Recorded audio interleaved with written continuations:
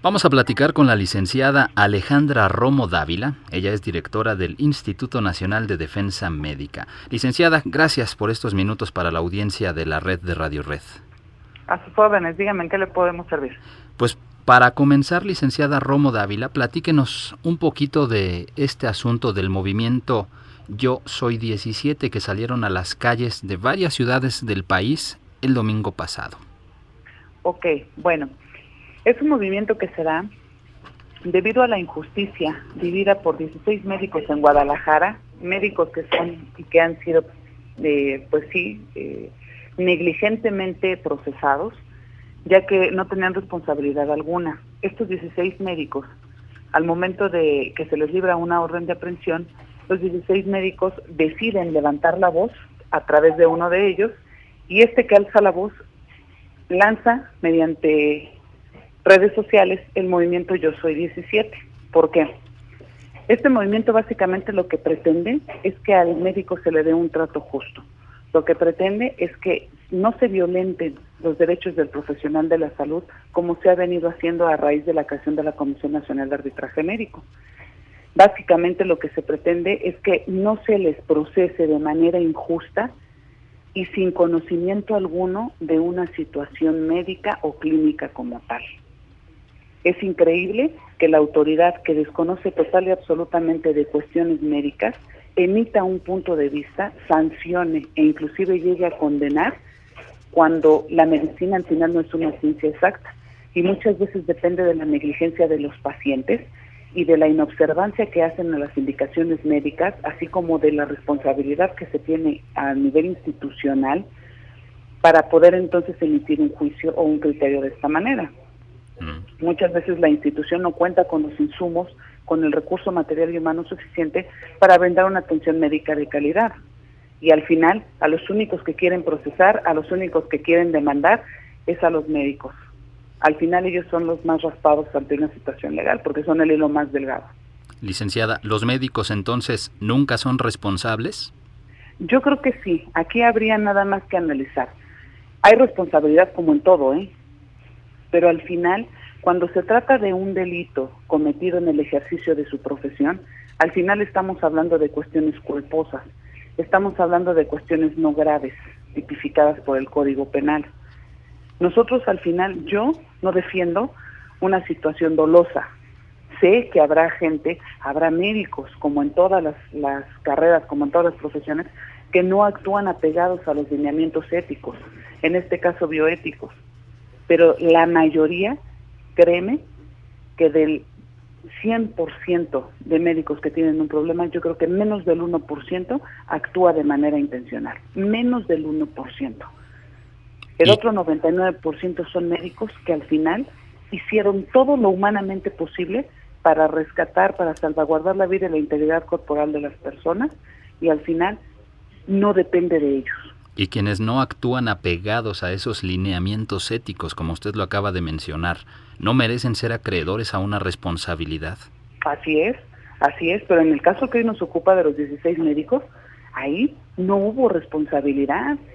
Que el padre sea abogado y que esté basando el criterio de defensa, en este caso, poniéndole precio a la cabeza de su hijo, poniéndole precio a la vida, siendo abogado y siendo servidor público, eso tampoco se vale.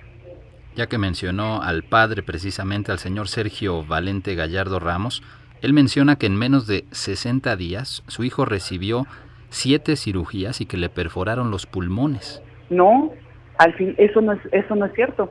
Pues es que aquí el punto es que ustedes creen, fíjense bien, al final creen lo que les está refiriendo alguien que no se dedica a la medicina, lo que les está refiriendo a alguien que no tiene idea del caso clínico, porque no es médico. Él dice que se basa en un dictamen que le entregaron. El dictamen refiere que la atención médica no es condicionante de la muerte. ¿Por qué no dice que su hijo era asmático? ¿Por qué no dice que nunca le dio el tratamiento adecuado y oportuno a su hijo como asmático? ¿Por qué no dice que lo medicaba con antibiótico cuando él no es médico y se dedicaba a darle antibiótico a su hijo? ¿Por qué no dice que el hijo ya llega con una crisis debido a la negligencia de los padres de no atenderlo de manera oportuna. Eso no lo dice. Él lo que dice es que una TB, o sea, una tuberculosis, se adquiere en el hospital. Eso es mentira. Y para eso está la Lex Artis Médica. En cualquier libro de medicina podrán obtener la información que corresponde a una tuberculosis. ¿Cuál es la sintomatología y el tratamiento? ¿Es mentira entonces que le hayan perforado los pulmones claro al niño? Que sí. Así, no, ojo. Es mentira lo que alega el papá y la forma en la que lo está alegando. La perforación es un riesgo inherente. Y eso debe de quedar muy claro. Así como es un riesgo inherente que si yo me someto a una cirugía, la que sea, el hecho de tener un procedimiento anestésico trae un riesgo aparejado, que puede ser un choque anafiláctico. ¿Esto qué significa?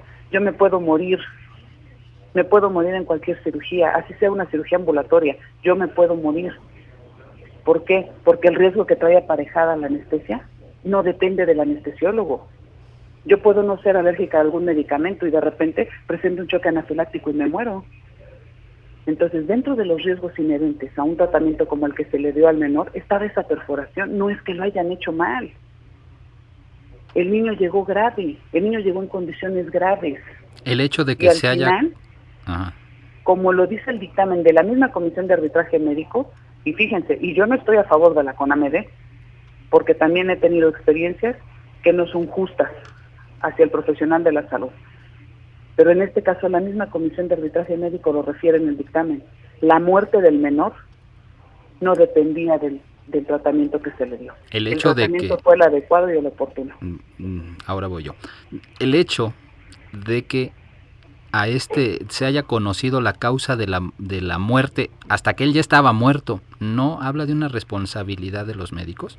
No, porque al final esa no fue la causa de la muerte. Fíjate, al final, ¿por qué no dice el papá que llevó al hijo porque no quiso que se le hiciera la necropsia en el Instituto Mexicano del Seguro Social?